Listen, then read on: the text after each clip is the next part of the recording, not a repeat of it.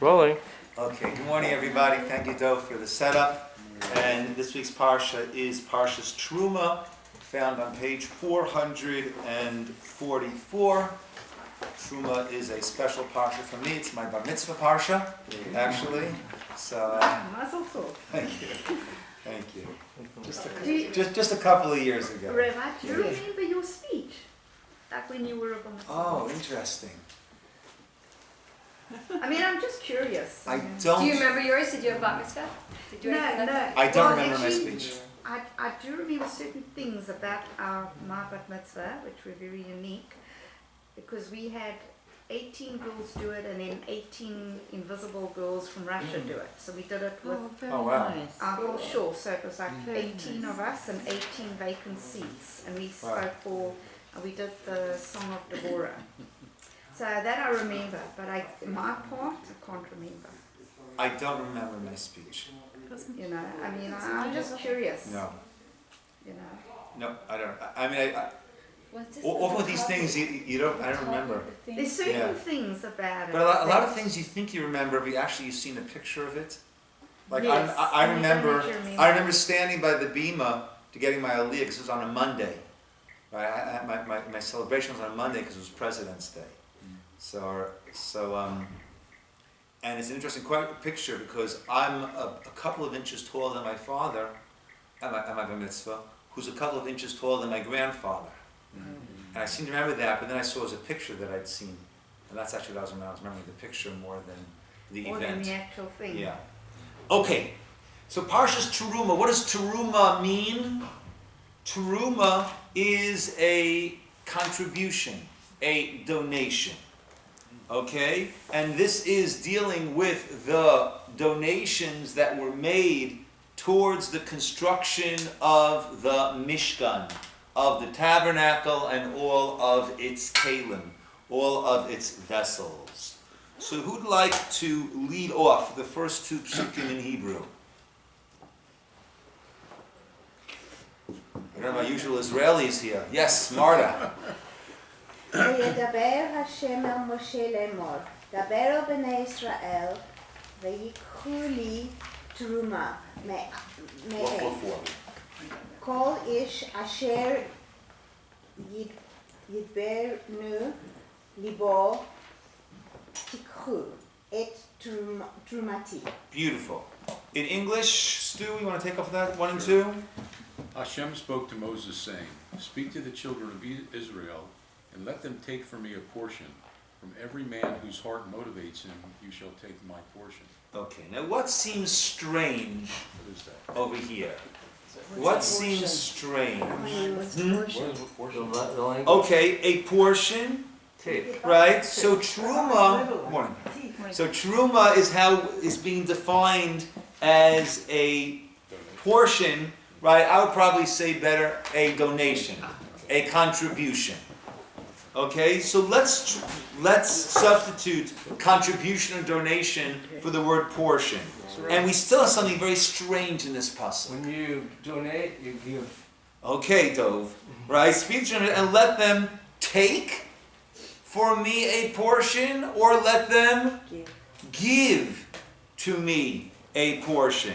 From every man whose heart motivates him, you shall take my portion. Now I understand you're talking to Moshe. Moshe was the fundraiser. Moshe was the one who was doing the collection. So Moshe is taking my portion. Okay? So, but why does it say, let the children of Israel and let them take for me a donation, as opposed to give a donation? Give and take is the same thing. Well, it depends. What side? Right? The same Right? direction. We're asking the children of Israel, page 444. Good morning, Yosef. One's a giver, one's a receiver, Right? right? So you want to, why is it saying that they will take a donation as opposed to they will give a donation? It looks to me like he's asking to bring something for him, right? To bring Right. something for God that will be Okay. used Right. in the Mishkan. Right. So why does it say take as opposed to give, donate? They're giving a donation, but they're taking back the mitzvah of giving. Okay. So it's more important that they participate in this act than the act of just putting it in their pocket and saying, "Here." Okay, nice. Leila, what did you want to say? Well, it's the way it says it here is that from every man whose heart motivates him, and then you shall take my portion. So in other words, it's mine anyway. I mean, mine meaning Hashem's. Okay. And the onus is not on Moshe to say, can I have a donation? Please, can I have a donation? The onus is on you. Whatever Okay. you want to give, I'm here to collect it. Okay. So it's got nothing to do with me. I'm not saying, So can you give me a donation? I don't You- read it that way. You're making an excellent, right? I think that's another issue I want to bring up. Trumati, my donation is very important, right? My donation is very important. And I think the idea is that if we realize, if we recognize, and we've covered this in our after Mariv learning nightly, when we're learning the Chovot Halvava, the duties of the heart, where he speaks about bitachon, he speaks about having faith. And faith in God is not trusting that God is going to do exactly what I want him to do. Right? Faith in God does not mean that God is going to make things go the way that I think they should. Faith in God is recognizing that God is going to make things go in the way that he thinks is best, and I have faith that what he thinks is best and what he puts into play actually is best. And he works through there so many beautiful, beautiful, beautiful illustrations and explanations. But he says a person who has been blessed with means is not supposed to look at it that, oh, God has given me all this for me to do whatever I want with it.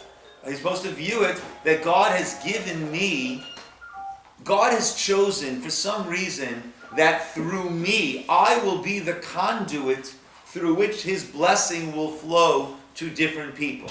And if I view it that way, then the way I treat those other people is very different than the way I treat someone that I'm holding their money. Right? Imagine we go into the bank and we approach the teller and we say, we show our bank statement, we slide our card, we put in our PIN number. Therefore, we have identified ourselves clearly as the owner of this account. And we say, I'd like to withdraw, please, $1,000 in cash. And they say, well, what that annoys me, I don't know, have you noticed recently in the banks it's become like a barber shop? So, how are you? How's your day? Plans for the weekend? I don't know what Every it store is. is like that. I don't know. Customer service. It annoys me in a barber shop. I really want to just sit there and close my eyes. There's not that much to do. Granted, you don't have to concentrate that much. I realize that, right? But nevertheless, I don't really want to It's a talk small to you shop. about my weekend, about this. I just want to have a couple minutes of solitude. But now it's gotten to the bank also. You can't just make a deposit. So, big plans for the weekend? The automatic teller doesn't talk to you. Yeah, I know. It's so interesting. But putting that aside, so that's my little pet peeve, that I can't go to the bank and have it without being, I don't know, whatever. But besides that, right? But let's say the teller says to you, $1,000. What are your plans for this month? Right? Do you really need this much? I'm not sure if I should give this to you. Right? You say, excuse me, this is my money. You are simply the teller who's there to dispense it. Now, to a certain degree, when we have money to give out to others in need, we really should be viewing ourselves as the teller. Meaning, God has given me an abundance in order that I should be the conduit through whom it will flow to other people. And therefore, I don't lord over them. I don't feel superior to them. I recognize that I have been cast into this position to help others. And if I decide to become a little bit full of myself and consider myself to be the real balabayas over here, the real owner, the real decider, then God might say, you know what? I'm going to send it through a different bank, through a different teller, through a different conduit. So a person is really supposed to feel, tikhu et trumati. You will take my truma, my donation. You're giving it to me. You're giving it to the Mishkan, but I've given you something. Good morning, how are you? I've given you something for you to give it to me. I've given you the opportunity of giving me that which is mine. So that's the idea of trumati that is very powerful that Leah is bringing up. That our approach to it is that this is God's, and therefore I have the opportunity to decide who I want to give it to. Now, we don't want to deal with it, if God has entrusted me with it to distribute, I need to do it in a responsible manner. He doesn't want me to do it in a reckless manner, right? So there needs to be a certain degree of responsibility, but nevertheless, it's not that, oh, I am the giver and this poor little Shemendrik is coming to me. No, right? To recognize, for whatever reason, God has right now made it that I'm the person who's being approached, and that is the person who is making the request. But in a moment,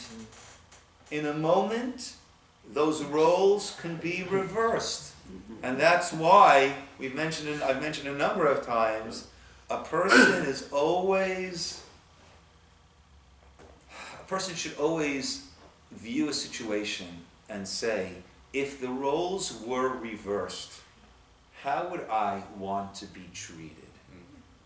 And that is how to treat the other person. And I think this word trumati is a large step in that direction. Let's Dov, and we'll double back to the tikhu et trumati. Somewhat like that, but like Hashem gave like a bracha, and here's your bracha, it's yours.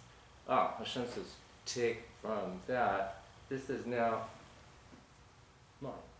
Yep. Yes, I agree. I agree with that. Yes. So even more than monetary, let's say, if we look at it as the gifts that Hashem gives us and the way we can treat people in doing opportunities to do chesed, that's the same thing. These are the same opportunities that we choose. We see someone needs the door open for them. We choose whether we're going to open the door for them. Yeah. It's the same thing. It's really, it's really the And same I'm taking thing. a step further. I thought this is where you're going, Ali. That in addition to our monetary assets, to recognize that as something God has given us in order to share with others, also our experiences, which create who we are as human beings. Right? Hashem has put us through these experiences in order to help us fashion ourselves into the human beings that we are. We also need to view those as experiences that are meant to be shared. Yeah. Suppose though there's a situation where someone says to you, "Can I speak to you about a loan?" And then you say, "Yes, this afternoon sometimes." And then someone else comes and says, "Can I speak to you about a loan?"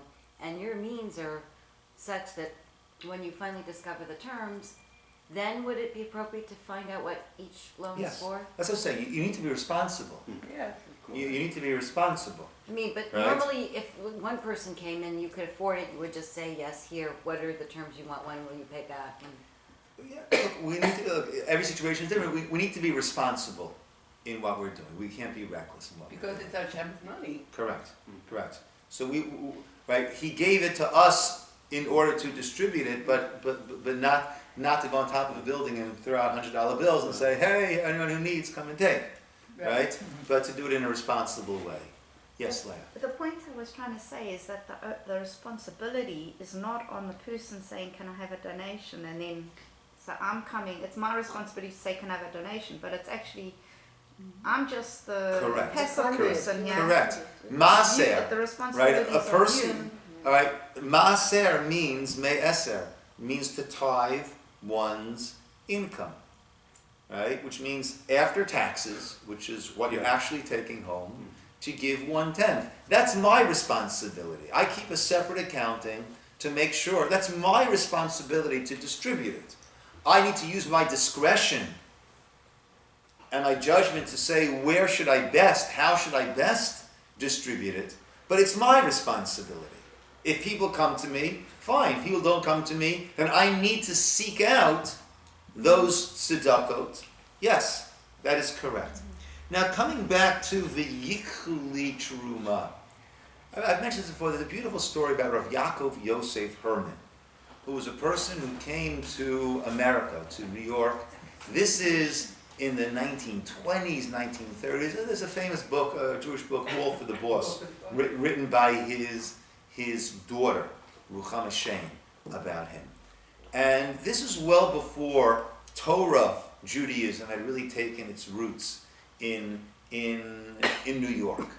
And really amazing person. One of the stories that hit me the most, he was a very, very wealthy furrier.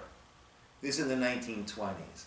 And then, as the 1920s was coming to its close, we know the Great Depression was coming in, and he saw that he was losing money left and right. Everything was going down. Everything was going down. When someone came to him for tzedakah, for charity, so we would imagine like saying, normally I was able to help you, but right now things are really, really spiraling out of control. So you'd understand if he would either turn the person away or cut down on his donations. What he started doing was doubling his donations. And people would say, why are you doubling your donations now? And he said, it seems clear, for whatever reason, that I'm meant to no longer be a man of means. Right? It seems clear that the money is going. So let me at least lock in that which I can. Meaning, anything that I have, I don't know if I'll continue to have it. Anything that I spend is gone. What becomes mine for eternity? That which I give towards a tzedakah. That which I give towards a mitzvah. That is locked in. That is in my ledger. That's in my account. And that cannot be touched. So in fact, the only thing that you actually take for yourself is that which you give towards a meaningful cause. That then is yours. The principle is yours, and the interest payments on it are yours. We've mentioned a number of times, right, with the same Kaddish after someone passes away. All of these ideas are based on that once a person leaves what's called the Olam Ha'asiyah, the world of doing. This world is the world of doing. Once we leave this world, there's nothing more that we can do. When we're here, we have our challenges, we have our decisions, and therefore we make choices, and that has an effect. Once we are in the world to come, I mentioned on Shabbos a couple weeks ago, Olam Haba, right, is normally translated as the world to come. Nebuchadnezzar Chaim says no. Olam Haba means the world that comes. Meaning what? Actually, it's a half sentence. The world that comes from our actions. It's the world that we create. But it's only our actions when we're living in this void where God's presence is hidden, that's where our actions are meaningful. Once we go to the world to come and we see God right there, His presence is right there, so then at that point, there is no longer any free will. We are like an angel. An angel sees God and says, Kadosh, Kadosh, Kadosh, Hashem Tzivakot, holy, holy, holy. There's no free will.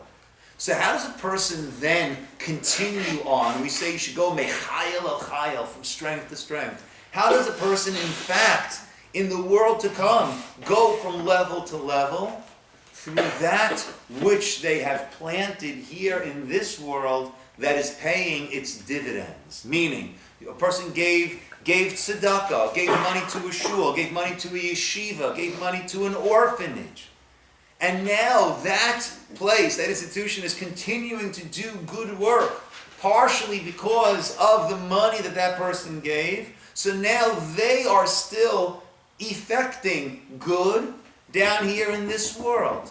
So the only thing that a person takes is that which a person gives towards a meaningful, ruchani, spiritual going anywhere from, or anything for good.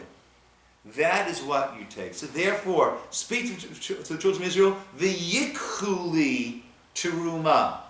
Take for me a teruma. We're taking. By our giving, we actually are taking. Me'et kol ish asher yidvenu libo. Important words. From any person that their heart motivates them. Right? So as a parent, you ask a child to do something, and they're like, oh. You say, you know what? It's okay. I'll take care of it myself. I'll take care of it. Right? If after all, as a parent, has all that's been done for you, if your attitude when you're asked to do something is, with the eyes rolling, I'd rather you don't do it. Perhaps you don't deserve to do this mitzvah. I got it. I'll take care of it. When it comes to a truma, to a Beis HaMikdash, this is not meant to be done with eyes rolling. It's not meant to be done with, I got to answer the door. Oh, he's coming to collect again. All right, I've got to, I already made too much noise, so I can't make it seem like I'm not home. He knows I'm home. He sees my car in the driveway. Right? I've got to answer the door. Right? It is meant to be yidvenu libo because tikhu es trumati, to recognize that this is an opportunity that is being given to us, and therefore yidvenu libo. A person's heart is supposed to be generous, offering, not just willing but excited to have this opportunity. As Leah had said, it's our obligation. It's trumati. It's Hashem's truma. It's our obligation to give it, and therefore we should feel privileged, right? In that we'll be giving it. Yeah. So if someone like that comes and asks, we're obligated to give. What happens though when, thank God it's not really, but it's sometimes close, you've designated all your tzedakah for the year, like you're giving to shul and chesed fund and other things, and you're making your payments, and Okay. then if you have, say if you only have one of these people come to the door, it's fine, so $10, $20. What if you ended up having, in a given year, like 7 of these people? It could start to get to be toward a budget buster. Yeah. So Look, you can't say everyone okay. knows what they can afford. I would say when you're setting aside your maser, you want to leave yourself some elbow room for those who come to the door. And they're always And- extras. Right? And you don't necessarily need to give everyone X amount. If you're short, you should give something, and you give what you can give. Right? So you give $5. If there are 5 people there and you can't give them each 20 or 10, so you give. Well, that's the thing that sometimes you don't know. Like a month later, someone else comes and Yeah. Look, I would say you want to leave yourself a little bit of elbow room in your maser, and so you give a little bit less. so You give a then it little- could be very awkward for like the last person where you're only giving. What can you do? $5. Right? Yeah. You need to They do. should be grateful you gave $5. Yeah. You You still need get it. to do what you Yeah. can do. You need to do what you can do. And, Yeah. and it's really give a shekel. Yeah. Go give a shekel, it's a quarter. Yeah. It's not But $5. then there's less in your spiritual IRA account. Oh, depends. You're right. But it depends what you can do. It's Right? not true. If you're depleted already, and that's what you can do. No, whatever you have. So what a s- about like all these people outside of Trader Joe's and outside of Target and they're sitting there. It really gets to be like on the one hand, you're like, oh, I could give them a quarter. On the other hand, like, it's not going to kill us to give them a quarter. But on the other hand, you're like, really, you're just annoying me right now. I Yeah. don't believe in your cause. So Yeah, I mean, being that I walk around as Mr. Jew here in Irvine, so Identifiable? somewhat identifiable. Yeah. So I don't always have it on me, but I'll usually try to put. I have a bunch of quarters that I keep in my car. Try to give a quarter. Yeah, I put in a quarter. I say, I say, have a wonderful day, have a blessed day. God bless you. God bless They you. bless you all the time. Yeah, they can bless me. I can bless them back. I'm in favor of blessings. He wants, God bless me. I hope He will. Please, from your mouth to God's ears. I'm in favor of God blessing people, myself included. No problems with that. several of those organizations I saw I read their literature. They have residential programs. So at Trader Joe's, it seems like it's a really good value for the money. I buy bananas and I give them bananas. Yeah.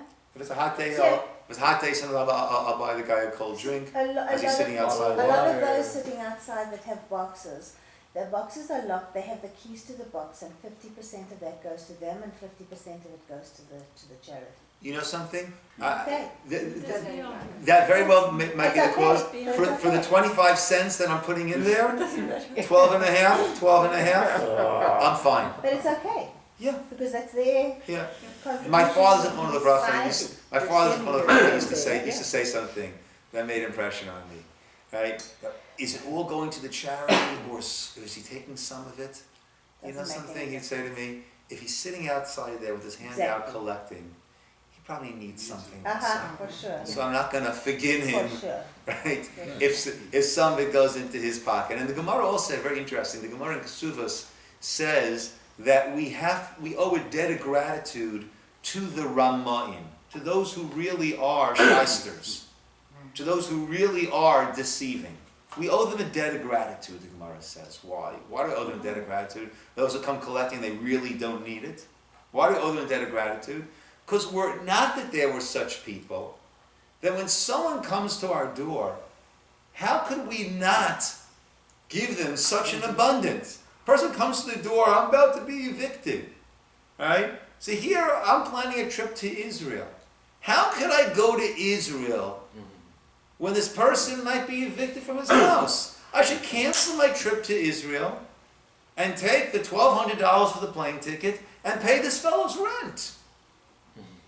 How can I do this? How can I, in good conscience, go on a nice vacation when this person might be on the street? So a couple of things. So the Gemara in this case says, right, but there are Ramoyim out there. There are people who misrepresent. So therefore you don't know what the case really is. If there were not some people who were Ramoyim, who were deceiving and misrepresenting, then we'd all be in hot water for not completely opening up. Now, but another point to keep in mind though, the Gemara says you should give.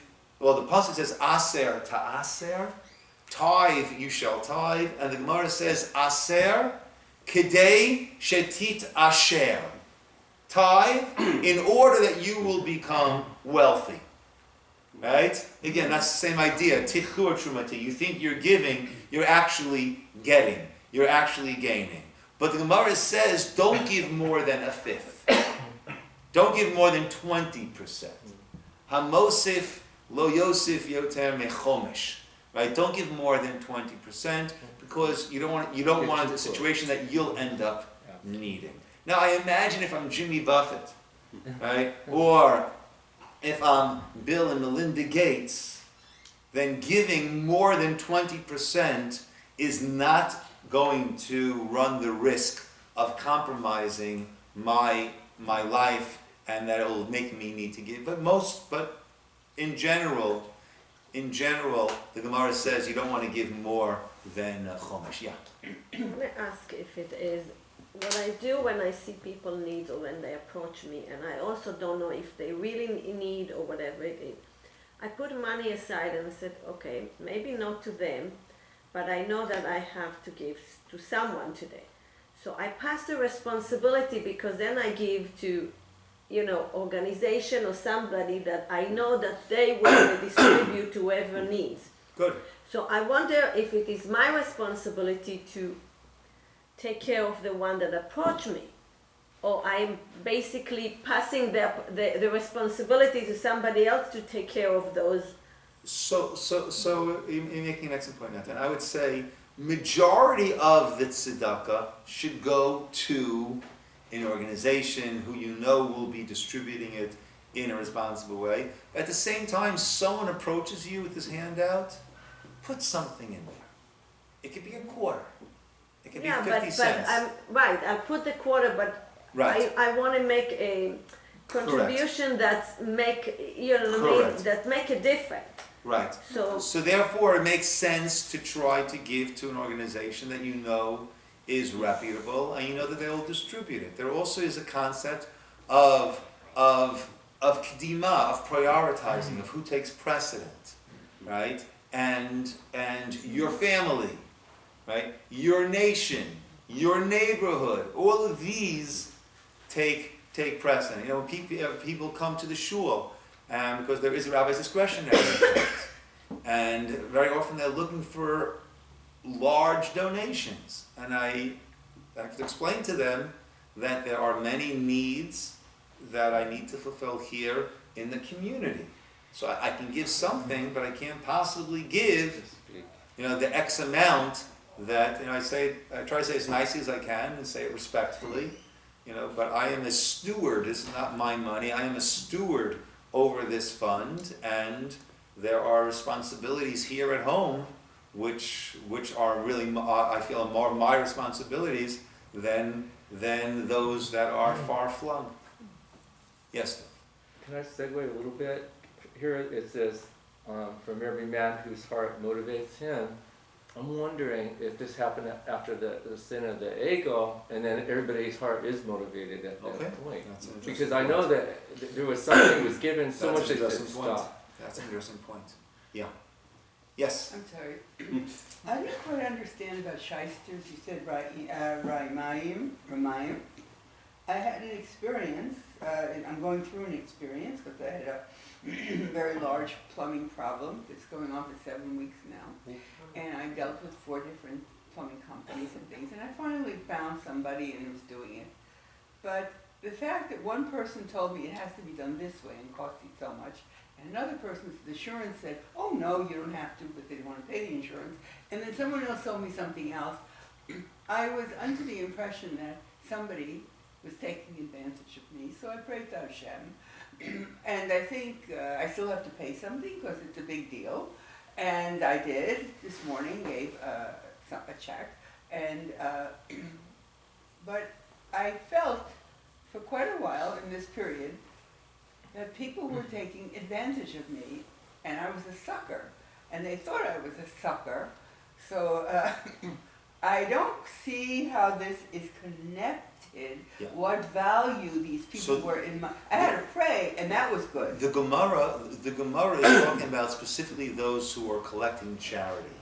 Oh. And under false pretenses and are not really in need of that. Okay. Right? This is something else. A person who's in business and he's trying to cheat you, so that's someone that you want to try to stay with. You don't have to say, but you don't know. Right. I didn't know anything. I had to investigate. Second That's why opinions, it's taking investigation. so long. Yeah. Because Yeah. I'm looking. In those at cases, we need to. Yeah. When that's starting to go on a little bit. Even Yes. if somebody is trying to collect from you who doesn't need it, isn't that eventually going to be between him and Hashem? Correct. You've done Yeah. your side and Correct. Yeah. Correct. Absolutely. That's going to be there, right? And that actually is a very far-reaching thought. Meaning, someone does anything to you that might be harmful to you. So a person is meant to understand that whatever I'm supposed to endure, I will endure. This person chose to be a vehicle through which pain was brought to me. So that's between him and God. Right? But, yeah. Okay. That's a quick question. Yes. If someone asks money for you, and you gave them some, and they tell you that's not enough, what do you do? So what you need to say, I mean, in those situations, what I say is, this is what I'm able to do. I hope you'll accept it. If you don't want to accept it, that's your prerogative. That's But really thi- nice. But this is what I'm able to do. But that's why I think the eye rolling situation comes, because there is always that sense that maybe someone will come back and make it difficult and uncomfortable, pointing out that you don't have the means or you didn't step up. Yes, yeah, you know something, and that's what I said before. It's easy to say, how dare you, right? You should be appreciative, right? But what I try to think in those situations, if I was the one knocking on a door, trying to raise money for my family, and I'm getting frustrated, and I'm getting tired, and I'm not getting to what I need to get to, and I'm not sure how I'm going to pay these bills, maybe I would say the same thing to somebody, right? So, again, I think it's always important to imagine a role reversal and say, how would I react in that situation? Maybe I would doing the same thing. Maybe I'd be even more aggressive. I don't know. Then how to deal with when someone goes to Israel, and there's a lot of people who are recognized tourists and immediately haggle for money. So, and I had this experience with a very nice, very pleasant-looking young lady with a child. That she wanted 10 shekels, then $10. Then she said, "I'll give you $10, give me 20." It was like auction. By the time, it's like in 5 minutes later, I didn't have any money in my pocket. When I'm going to Israel with shliach, and then I don't even know if the child or her situation was legitimate or not. yeah. So look, when I'm going to Israel with shliach mitzvah money, I try to get a lot of dollars, singles. I don't go to the altar with 20s or 10s. I try to break them all down. The 20s and 10s that I'm bringing, those I give to a yeshiva, those I give to an institution that I know, and I have lots of singles, and I give out, and I give out, and I give out, and when I run out, I say, Haborek in Bomayan. At this point, the well is just dried up. Sorry, gentlemen. And that's a discretion. A quick question. Would you confront if somebody come and said, "Look, I need money for this and this," and you managed to give him, and you said, "Okay, this," and you see that after this guy is going buy a fancy car or something, you saw that the need was not the need. Would you confront him, or this is it? You gave. This is God's business. Can I say something to answer that maybe? Yeah. It's not really an answer, but High Lifeline has something called Hanukkah Angels, where they have people who donate presents to kids, sick kids, and their families. And my niece did it in Miami last year. Quite a sentence. And I'm really good at those. And she went with her kids, and they bought presents, and they were so excited to deliver. And when she got to the house, it was like this huge, gigantic mansion, way bigger than her home. And at first, she called me. She literally called me. She said, "This is ridiculous. I can't believe. I have no money, and I went and I did this for this family. What? How could they need Hanukkah gifts?" And she went in and she delivered the presents, and she was talking to Mom, and the mom was sobbing, thanking her. And she said, "You have no idea what cancer has done to our financial situation." So we can't even judge if they're driving a Mercedes. We don't know anything that's going on with someone else. So we have to just take it as the opportunity that, look, Hashem gave you the opportunity, you gave, and just go with that and know you did the right thing. Because we don't know, we really don't know. So yeah, they had the Mercedes. Who knows what's going on in their house? Yeah, you never know. There's a famous story. There's a wonderful organization. Here we have Zoe Rock and her Simchat Shabbat, which does amazing work, giving out packages to people for Shabbos. Right? Your mother and you are very, very involved in that, right? In Zoe's organization. And in New York, there's something called Tomchei Shabbos, which also the same thing. When I lived in New York, I used to go Thursday night, and we used to pack up boxes, and I was part of the pack-up brigade. We used to pack up boxes with all these different foods. Right? Then we'd all daven Marav, take out some good hot cholent and potato kugel. It was great, right? And then there'd be the deliverers, And the head of Tomchei Shabbos, actually it's the cousin of Karen Hepner. Yeah. He's the head of the one in Rockland. I think it's he who tells a story that he went for a donation to someone's house. Beautiful house, well-known philanthropist in the Muncie area. And the guy said to him, listen, I'll give you $10,000. Right? Nice donation. But I just want to know where the money's going. Right? Could you please give me a list of 10 people who are recipients? And he said, listen, I'm really sorry, but we don't share the names of those who are receiving. Listen, I'll give you $25,000. I'm asking for 3 names. 3 names. And he says, I'm really sorry, but we don't share the names of the recipients. I'll write a check now for $50,000. Give me 1 name. 1 name is all I ask for. And he said, we really could use the $50,000. This is our budget. This is our monthly budget. This is our shortfall. This is how many families we take care of. Right? But I cannot give you the name of a family. And he said, the guy started to cry. And he said, can you please put my name on your list? I live in this beautiful house, but everything has come crashing down. I can't afford this house. I can't afford anything. I am so terribly in debt. We don't have the money to go to the store to buy provisions for Shabbos. Please put me on the list. They wanted to make sure that his name would not be spread to anyone else. You never know. You never know. And I think our attitude needs to be, I'm doing what I'm doing. That's between me and God. That's my cheshbon. That's my calculation. This person, who knows what's going on with them?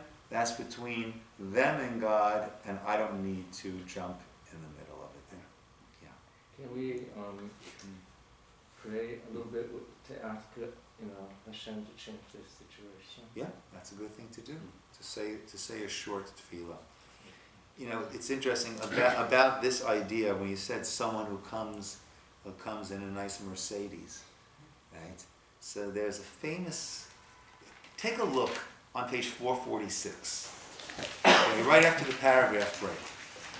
The Asu Aron Atzei Shitin. Right? And they will and they shall make an Aron of the acacia wood. This is talking about the Aron. Turn to page 448 after the paragraph. The Asita Shulchan. I'm sorry. Yeah, 448. Vasita. Not and they shall make the asu, but in the singular. And you shall make. That's the shulchan. That's the table. Go to page 450 after the paragraph break. The asita minorat zahav tahor. And you in the singular shall make the menorah of pure gold. So it's more the singular by the menorah, by the shulchan. By the aron, it's the asu. And they shall make in the plural. You all should make. I think it was the Volozhin Yeshiva, and the fundraiser from the Volozhin Yeshiva would go around collecting money to support the yeshiva. And there was a certain farmer that he would go to every year, and every year this farmer would donate very generously to the yeshiva. The farmer was an unlearned man, unable to do his own learning. He understood the Volozhin Yeshiva was the bastion of Torah learning, and he would give very, very generously. One year he came, and the person gave a very nominal amount, certainly relative to the amount that he had normally been given. I get all the details of the story. He asked him, can I ask why is there this change of heart and change of amount? And he said, you always came, in a very simple wagon, dressed very simply. So I knew that the money was going to the yeshiva. now I see you come this year, you're dressed so nicely. And this was a very simple farm man. And you see you come in this beautiful carriage. I'm interested in supporting Torah learning. I'm not interested in supporting the Mercedes, as you asked that. I'm not interested in supporting that. And I don't recall if he gave the answer. He went back to Chaim from Volozhin, who I forget. But basically, the response that was given was, there are times that there are some people that are impressed, that will see this is a serious organization if the person comes to me in a nice three-piece suit, and that's what I'll be willing to give. He comes dressed The nicely. professionalism, you're saying. Right. And that's needed for some people. But he said, look at the donations that are being made over here. Everyone gave money. Now, what could the money go for? The money could go towards the Aron. It could go for the Aron, the Ark, which was, if you take a look on page 447, you see you have this acacia wood box inlaid with gold, with a solid gold cover that goes on top. And out of that same block of solid gold, you had these two cheruvim, these two angel-like figures that were on part and parcel of that cover, and they're stretching their wings out to one another. And the Zohar says that one of them represents Israel, the other represents God, and it is they're reaching out, they're longing for one another. And it's no coincidence that they're situated, Beis Halevi says, on top of the Aron, because it is through the Torah that we gain that connection and that intimacy. And when Hashem would speak to Moshe, the voice of Hashem would come from between those two keruvim. That is where the voice would emanate from, and Moshe would hear God speaking. So when I'm giving my donation, it could go for the face of those keruvim, the point of where God is, His voice is coming, that meeting point of heaven and earth. And also, you need to pay the wages of people who are working. You need to pay the trash collectors to come take stuff. Right? You'll pardon me, you need to buy some toilet paper, right, for the workers who are coming to work. So where's my donation going? Is my donation going for the keruvim in the Holy of Holies? Or is it going for whatever? See, he said to this farmer, he said, Ish asher yidvenu libo. Kol ish asher yidvenu libo tichur trumati. It goes according, we explained before that our heart should be motivated. He took it a step further. According to the motivation of the heart. Where do you want it to go? What are your aspirations? What are your hopes? Where do you want to see? If you're, I'll just give it. All right, he's coming again, I'll give it. So it'll go for whatever. If you're giving it because you want to give for Torah, so that's where it will go. It can go for the Kodesh Kadashim, it can go for the Aron, it can go for other things. That's all dependent on what is your heart. What is it that you're focusing? So he said to him, we need to have this, as he said, this degree of professionalism in order to be able to round up the money that we need from many people that we need to approach. But for you, if your heart is that this is where it should go, then you can be rest assured that Hashem is going to guide your contribution to go to the best place for it. Let's see the next pasuk. V'zota truma. So in Hebrew, please take, we're on page 444. Take a string, gimel. Well, actually, it's getting... Israeli here. They got the Israeli. Okay, pasuk gimel. Neta. Okay, good. 444, back to where we started. וזאת התרומה אשר תיקחו מאיתם זהב וכסף ונחושת. ותכלת וארגמן ותולעת שני ושש ועזים. Continue. והורת אלים מהדמים והורת תחשים ועצי שיטים. Good. שמן למאור בסמים לשמן המשחה ולקטירות הסמים. One more. אבני שוהם ואבני מלואים לאפוד ולחושן. Good. Yosef. Let's take from 3 through 7. This is the portion that you shall take from them: gold, silver, and copper, and turquoise, purple and scarlet wool, linen and goat hair, red-dyed ram skins, takish skins, acacia wood, oil for illumination, spices for anointment oil, and the aromatic incense, shoham stones and stones for the setting for the ephod and the breastplate. Okay. So we're going through the whole list of different materials. And there's something strange here in the order. Right? Gold, silver, copper. In what direction are we moving? Yeah. Down. We're moving down. We're going south, right? Gold, silver, copper, turquoise, purple, scarlet wool, linen, goat hair, red-dyed skins, acacia wood, oil, spices, incense. Then bang, shoham stones, stones for the settings. These were the precious gems that comprised the breastplate, the Choshen HaMishpat, precious gems, 12 gems, one for each of the tribes. And then also there were these stones that went on the straps, from which then there was the chain that hung down to hold up this Choshen. So we're going down, down, down, down, down, and then bang, diamonds, rubies, sapphires. Why are we going so out of order? And this once again connects to what we were saying before. Asher Yidvenu Libo. The Medrash tells a story that when Moshe was going to collect, he went to the Nesiim, who were the princes, the leaders of each tribe, well-to-do. And he asked them for a donation, contribution, a truma. They said what would normally be considered a fundraiser's dream come true. They said, look, collect what you can, and then whatever you're lacking at the end, come to us, we'll fill it out. You need to collect X amount, do what you can do, come to me, come to us, and we'll fill it out. Beautiful, right?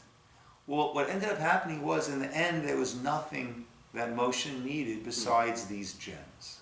Therefore, they gave these gems. That's why it's listed last. It has become demoted in terms of its value, in terms of its importance. Why? What they did was beautiful. Again, it's a fundraiser's dream come true. It's easy for them to do it. It was easy for them to do it, good. And they didn't do it so quickly, they did it so willingly. And they were missing out on the eagerness. Right? What should they have said on their eagerness? In other words, let's say there would have been nothing left, so then they would have had no contribution. What should their attitude have been? Let me write you a very nice check. Here is this. Okay? I want to make sure that I have a chelek. I've got a share in this. And then, do what you need to do, and then come back at the end. If you're short, we'll be happy to add to that. But I want to make sure that I've got a chelek in that. And again, we see the same idea. Asher Yidvenu Libo. That which their heart is motivated. Not a story that I've told a number of times, but I love this story. I was talking to the father, I was teaching in yeshiva in Israel. I was talking to the father of one of the boys, who's not a well-to-do person. He lived in a well-to-do neighborhood, but he himself was not a well-to-do person. He worked as a shoe salesman in a store and would receive whatever his salary was, whatever his commission was. Right? Not a heavyweight salary by any means. There was a Rosh Yeshiva, the leader of yeshiva in Israel, who was coming and having a parlor meeting at one of the houses, one of the wealthy people. And the Rosh Yeshiva would speak, give a beautiful Dvar Torah, a beautiful shir, talk about the yeshiva, and everyone would enjoy some refreshments and write a check for the institution. Classic parlor meeting. So he says to a friend of his, let's go. Right? This is supposed to be it's a wonderful institution, a great Rosh Yeshiva, I love to hear him talk. And his friend said, hey, they're not looking for guys like me and you to come to this parlor meeting. They're looking for the heavy hitters. He said, look, why shouldn't we go and participate also? His friend said, okay. So they go. And the Rosh Yeshiva speaks, beautiful speech, hear about the yeshiva, and then everyone takes out their checkbooks and starts writing. So he takes out his checkbook, and he elbows his friend, come on, take out your checkbook. He goes, are you kidding? We can't do this. He said, watch. And he writes a check for $18. And he says to his friend, can you do that? He said, yeah, I can do that, but that's not what they're looking for. He says, who cares what they're looking for? If that's what you can do, that's what you should do. And you'll have your chelek. You'll have your portion in it. And that $18 might have been more difficult for them to give than someone else who wrote $1,800 or $18,000, $180,000. And therefore in Shamayim, in the heavens, who's considered to have given a greater donation? Whoever dug in deeper. Not whoever came up with more. Whoever pushed himself more. So you've got these amazing gems here. The Avnei Shom, Avnei Miluim. But it wasn't given with eagerness. And therefore, where is it? It's last on the list. We don't control what we have. We control what we do with what we have and the attitude that we do with what we have. Isn't that? Yeah, I see sometimes, and I don't know if to call it donation or whatever, they said, okay, if you donate $100, I'm gonna give you blessing, and I'm gonna give you a bottle of wine, and so they already tell you this is the donation, that the minimum that they're accepting. So look, if that's the minimum they're accepting, I mean, if I can't afford the $100, look, the blessing that we get is from God, right? so they can't, it's it doesn't matter what. Fair enough, right? If I'd say, listen, I can afford 50, I can't afford 100. Right? If they won't accept the 50, I'll find someone else who will accept the 50. If they will accept the 50, I'm glad to give them the 50. Look, it's okay to be pushed sometimes to do more than we, okay, let me do more. But we have to know what it is that we can do and act accordingly. Rabbi? Yes, Dov. Real quick, from here, do we learn, don't push the mitzvah off when it comes? Right, don't delay a mitzvah, absolutely. One last point I want to make, and I need to meet with the Olam kids for a few minutes for a meeting. But very fascinating. Look in Pasuk Zayin. Shoham stones and stones for the settings. In Hebrew it's even better. Avnei Shoham, the stones of Shoham, va'avnei miluim. What does malay mean? Full. Avnei miluim are fill stones, meaning that there was this setting that was on the shoulder plate, and the stones would be set into that. So we're calling these precious gems fill stones, right? Very strange, right? You get engaged. So you have a beautiful ring, a beautiful setting. So you go into the diamond industry and say, hi, I'm looking for a fill stone. Right? As if you've got a setting and I need a stone to fill it up. No. I got a beautiful diamond and now I need a ring, right, to set it into. But we're calling these precious gems, we're calling them avnei miluim. We're calling them fill stones. Very strange way to describe it. So I heard from a Rebbe and a column of Shlomo Price, very beautiful. I'm not sure where, I think quote from someone else, I'm not sure. The value of something, its real value, is in what it does for something else. The real value is what does it do for something or someone else. So these precious gems, what are they doing? They're worth millions. But their real value is what do they do for something else? Oh, they're filling the setting. The real value is Avnei Miluim, filling the settings. They are fill stones. And our goal needs to be, as we've been discussing, to tie a bunch of points together. God has given us tremendous, tremendous gifts. Monetary gifts, personality, experiential, whatever experiences, whatever it is, every human being has been given tremendous gifts. We need to realize that when we give, that's when we truly take. That's how we gain. That's when we lock in for ourselves. It should be yidvenu libo. We should be generous and eager and willing to give. That's what gives it the value. We have to realize that it's true mati, that it's our obligation, and it's actually God's items that we are simply distributing.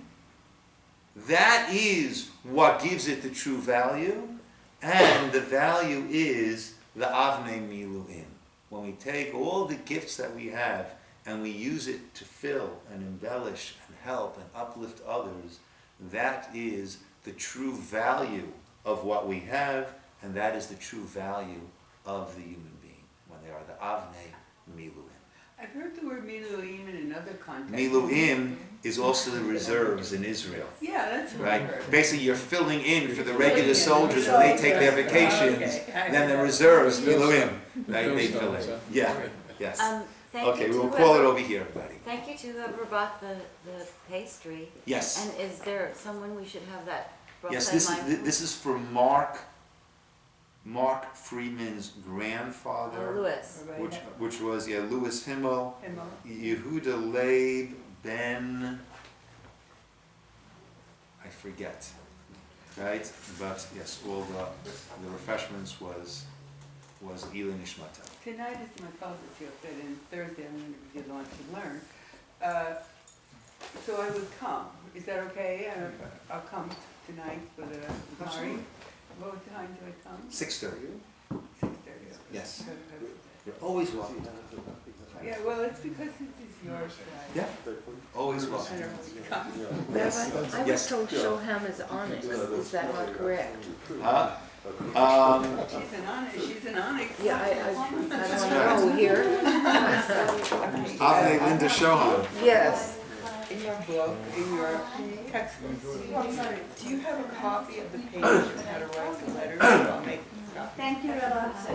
You're very welcome. Very much. Thank you.